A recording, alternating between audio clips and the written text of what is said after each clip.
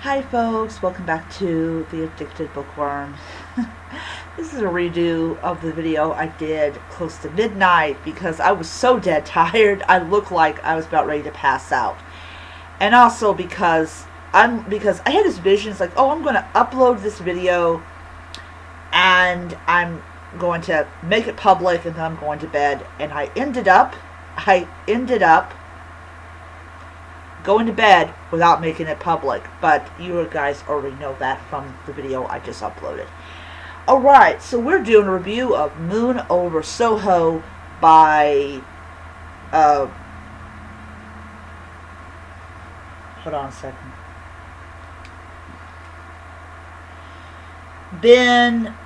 I cannot pronounce his name. I will put it down.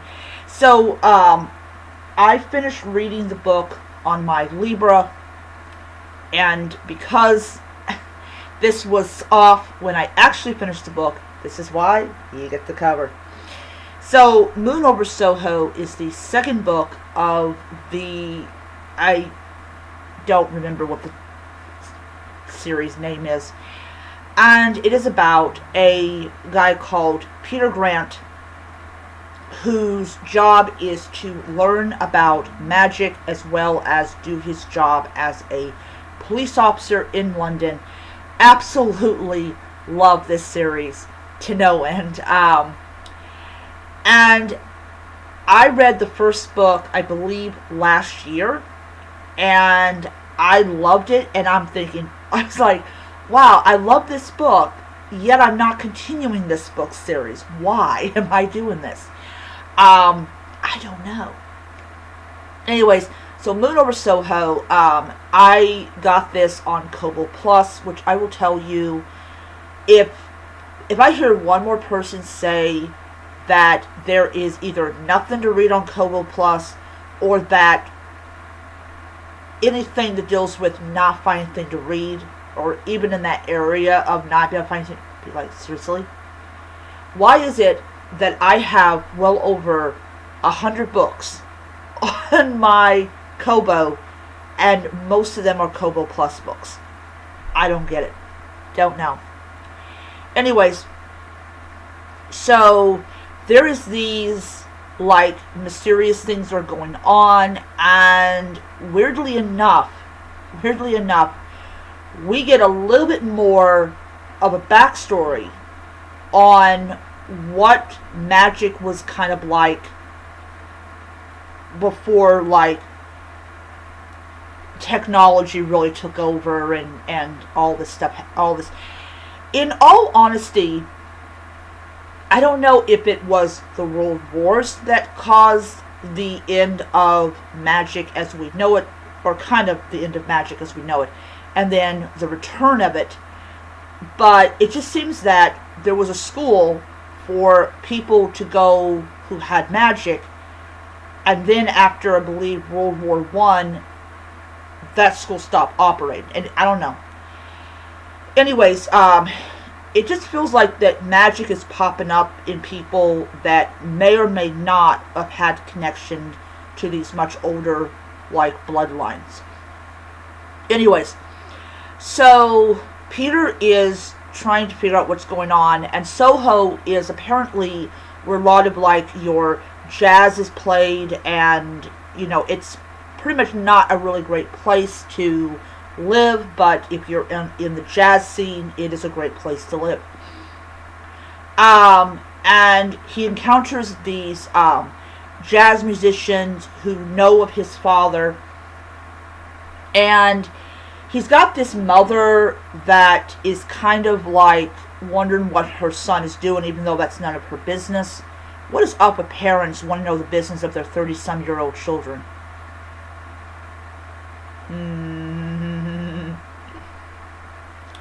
We're not going to talk about that here too much. Yeah. Anyways, trust me, I've had way too much experience with that area. Hence why I'm not married. But yeah, and he falls in love with this woman who is basically she's a vampire. her and I believe it's her sisters, they vanished in the 1940s. And yeah, so it's an interesting little world, and all these different characters. And Peter has started to really develop some skill.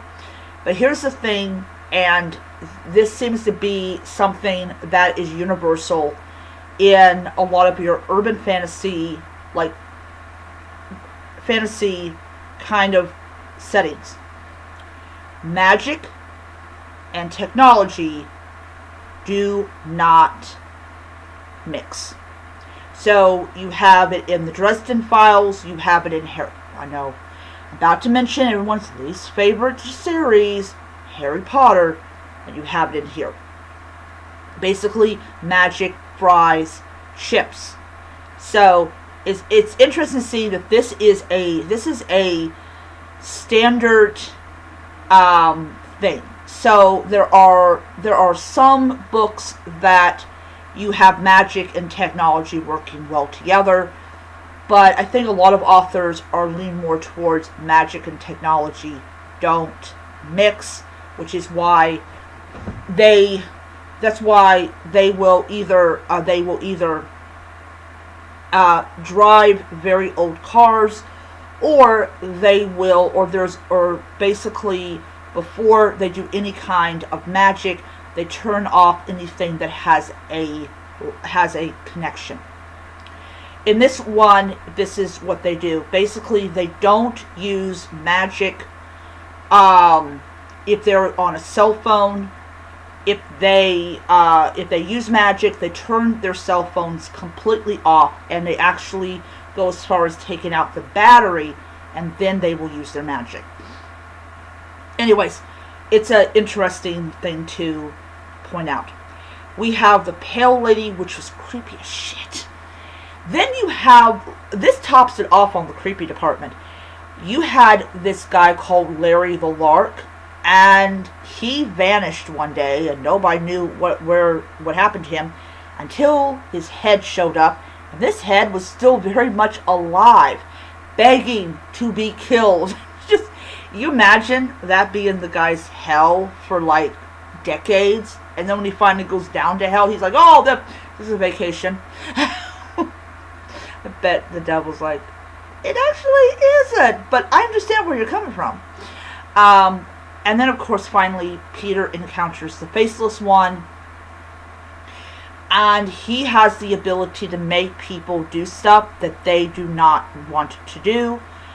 And thankfully for our Peter, he does survive the encounter. I will say this about the book. I loved it. I absolutely loved it. It was so good. But yeah, so I gave it 5 stars on Kobo and everything. So what I am doing, I told you guys I do have a lot of books on my Kobo, which was never my intention to begin with, but somehow it ended up being that way. What I have done is I have taken, just like on my Kindle, I have chosen books that I will read this month, and then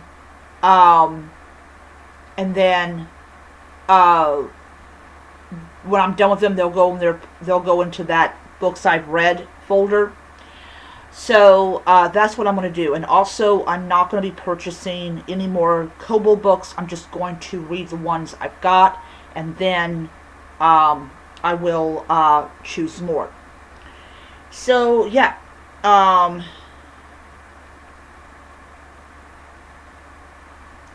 But yeah, so that is my video. I hope you enjoyed it, and I will see you guys in the next one.